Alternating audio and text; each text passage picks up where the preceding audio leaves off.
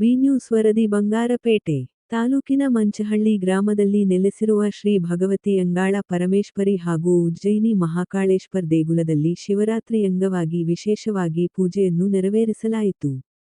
ತಮಿಳುನಾಡು ರಾಜ್ಯದಲ್ಲಿ ಹೆಚ್ಚು ಪ್ರಸಿದ್ಧಯಾಗಿರುವ ಶಕ್ತಿಪೀಠವಾಗಿರುವ ಮಲಯನೂರು ಶ್ರೀ ಅಂಗಾಳ ಪರಮೇಶ್ವರಿ ದೇಗುಲ ವಿಶೇಷತೆಯನ್ನು ಮಂಚಹಳ್ಳಿ ಗ್ರಾಮದ ಭಗವತಿ ಶ್ರೀ ಅಂಗಾಳ ಪರಮೇಶ್ವರಿ ದೇಗುಲದಲ್ಲಿ ದೇವಿಯ ಪೂಜೆಗಳು ನಡೆಯುತ್ತಿವೆ.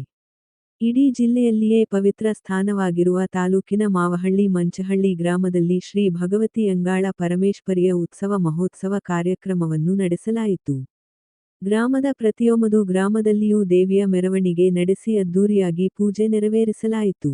ದೇವಾಲಯದ ಪ್ರಧಾನ ಅರ್ಚಕರಾದ ಚಿದಂಬರಸ್ವಾಮಿ ಮಾತನಾಡಿ, ತಾಲೂಕು ಗಡಿಭಾಗದಲ್ಲಿದ್ದು ಆಂಧ್ರಪ್ರದೇಶ, ತಮಿಳುನಾಡು ಸೇರಿದಂತೆ ರಾಜ್ಯದ ವಿವಿಧ ಮೂಲಗಳಿಂದ ಭಕ್ತಾದಿಗಳು ಹೆಚ್ಚಿನ ಸಂಖ್ಯೆಯಲ್ಲಿ ಭೇಟಿ ನೀಡುತ್ತಾರೆ.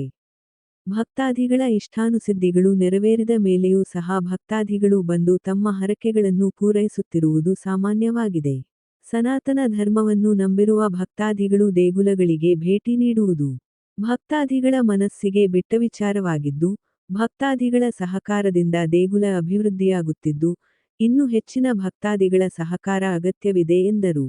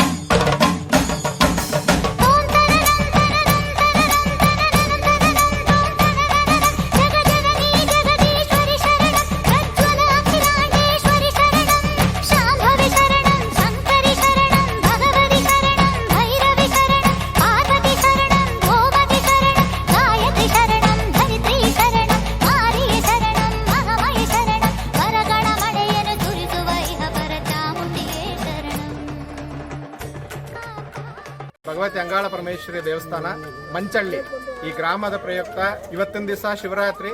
ಪ್ರತಿ ಶಿವರಾತ್ರಿ ಅಂತೆ ಇವತ್ತಿನ ದಿವಸ ಪರಮೇಶ್ವರನಿಗೆ ಅಂದರೆ ಮಂಚಳ್ಳಿಯಲ್ಲಿ ನೆಲೆಸಿರುವಂತಹ ಈಗ ನಮ್ಮ ಕೋಲಾರ ಜಿಲ್ಲೆಯಲ್ಲೇ ಎಲ್ಲೂ ಇಲ್ಲ, ಉಜ್ಜಯಿನಿ ಮಹಾಕಾಳೇಶ್ವರ ಅಂತಹ ಪರಮೇಶ್ವರ ನೆಲೆಸಿರುವಂತಹ ಜಾಗದಲ್ಲಿ ಇವತ್ತಿನ ದಿವಸ ಶಿವರಾತ್ರಿ ಹಾಗೂ ಶಿವನಿಗೆ ರುದ್ರಾಭಿಷೇಕ, ತದನಂತರ ದೇವಿಗೆ ಅಲಂಕಾರ ಇವತ್ತು ಬಹಳ ವಿಶೇಷವಾಗಿರುತ್ತೆ. ಭಗವತಿ ಅಂಗಾಳ ಪರಮೇಶ್ವರಿ ದೇವಸ್ಥಾನದಿಂದ ಇಲ್ಲಿ ಇವತ್ತಿನ ದಿವಸ ಭಗವತಿ ಅಂಗಾಳ ಪರಮೇಶ್ವರಿ ದೇವಿಯ ಮೆರವಣಿಗೆ, ತದನಂತರ ಇವತ್ತು ಸಂಜೆ 5 ಗಂಟೆ ಮೇಲೆ ದೇವಿಗೆ ಅಭಿಷೇಕ, ಪರಮೇಶ್ವರನಿಗೆ ರುದ್ರಾಭಿಷೇಕ ಆದ ನಂತರ ಸ್ಮಶಾನದಲ್ಲಿ ಬಲಿಪೂಜೆ ಇರುತ್ತದೆ. ನಾಳೆ ಸೋಮವಾರ ಅಂದರೆ 16ನೇ ತಾರೀಕು ದಿವಸ ಬೆಳಗ್ಗೆ ಮತ್ತೆ ಯಥಾಶಕ್ತಿ ದೇವಿಗೆ ಅಲಂಕಾರ, ಅಭಿಷೇಕ, ಶಿವನಿಗೆ ರುದ್ರಾಭಿಷೇಕ ಆದ ನಂತರ 12 ಗಂಟೆ ಮೇಲೆ ದೇವಿಯ ಮತ್ತೆ ಪೂಜೆ. ಕರಪಸ್ವಾಮಿ ಅಂದರೆ ಈ ದೇವಸ್ಥಾನದಲ್ಲಿ ನೆಲೆಸಿರುವಂತಹ ಕ್ಷೇತ್ರ ಪಾಲಕರಾದಂತಹ ಕರಪಸ್ವಾಮಿಗೆ ಕಾಪನ್ನು ಕಟ್ಟಿ ಆ ಸ್ವಾಮಿಗೆ ಧೂಪ ದೀಪ ನೈವೇದ್ಯನ ಮಾಡಿ ತದನಂತರ ಸ್ಮಶಾನ ಪೂಜೆ ಇರುತ್ತದೆ.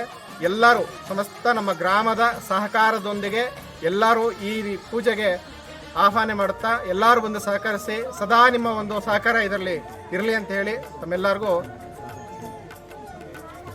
ಶಿವರಾತ್ರಿ ಆದ್ರಿಂದ ಮುಂದಿನ ನೆಕ್ಸ್ಟ್ ದಿವಸ ಅಂದರೆ ಸೋಮವಾರ ದಿವಸ ಸ್ಮಶಾನದಲ್ಲಿ ಬಲಿಪೂಜೆ ಇರುತ್ತೆ. ಸ್ಮಶಾನದಲ್ಲಿ ದೇವಿಗೆ ಅಸುರ ಸಂಹಾರ ಇರುತ್ತೆ.